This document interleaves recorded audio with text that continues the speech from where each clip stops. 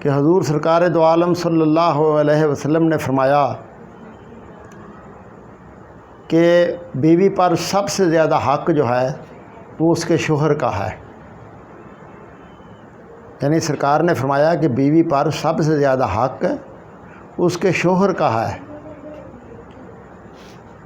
فرمایا مرد پر سب سے زیادہ حق اس کی والدہ کا ہے، لیکن عورت جو کہ منکوحہ ہے، جس کا نکاح ہو چکا ہے، اس پر سب سے زیادہ حق اس کے شوہر کا ہے۔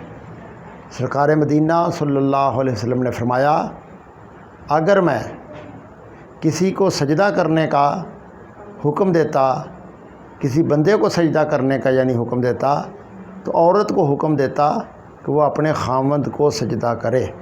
اس سے آپ اندازہ لگائیں کہ عورت پر، بیوی پر اپنے خاوند کے حقوق کس قدر ہیں۔